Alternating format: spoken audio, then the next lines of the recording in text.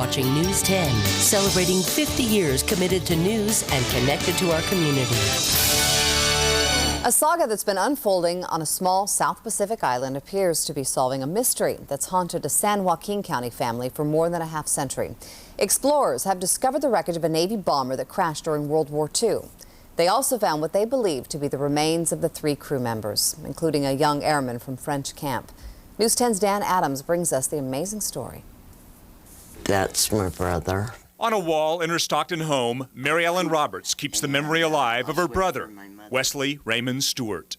He was happy-go-lucky and played the guitar and sang, and he had beautiful blue eyes like my mother. In the early 1940s, as the U.S. entered war with Japan, Wesley, also known as Buddy to his family and friends, joined the Navy as a gunner aboard a fighter plane.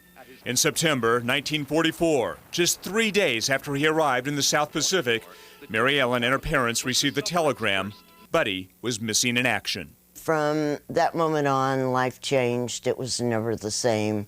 There was always the sadness. Airplane debris. Now, 62 years later, a group of volunteers looking for World War II crash sites on the Peleliu Island in the South Pacific has made an amazing discovery. It looks like we just found a machine gun here.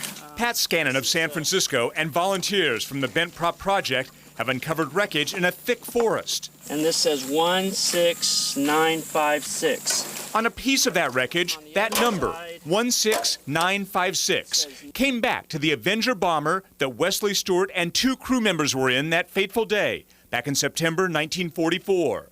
A subsequent search uncovered human remains. It's a very emotional moment because it turns a hunk of aluminum and iron into part of a living being's existence, in this case 3 airmen. You know, for about 2 months, Dan, I was just in a fog. You know, I really couldn't fathom what was going on. It just blew my mind. But solving one mystery, what happened to Buddy, or Wesley Stuart, opens an entirely new mystery. In 1948, several years after the war ended, the Navy shipped the remains that they said were those of Wesley Stuart to his family. There was a service, and those remains were interred here at the mausoleum in French camp. So the question now is, whose remains really are contained in the crypt bearing the name Wesley Raymond Stuart?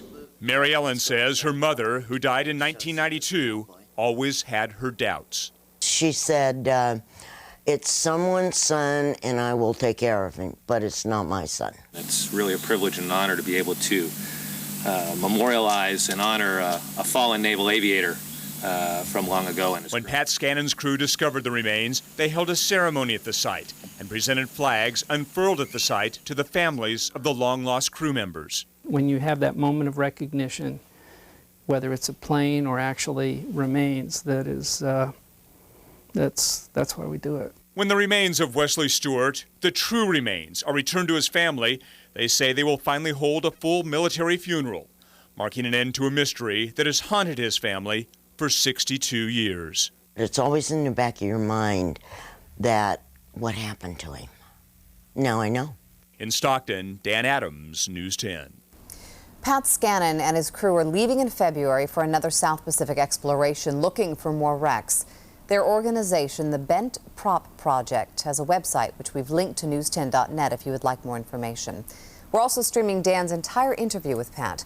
One other thing you should know, the airman whose remains have been found, Wesley Stuart, was the second cousin of News 10's Dan Adams. Thank goodness there are still groups out there searching for wreckage after 60 years, because clearly there are families that would still like some answers and some peace. Absolutely. It's just amazing to me. They know where to look, and I mean, how much research must be involved. Yeah, and the wreckage, as we saw, it's not just sitting on the top of the ground there. I mean, you have to dig through foliage to find it. Wow. All right, might have to dig through the fog tomorrow morning to find the road.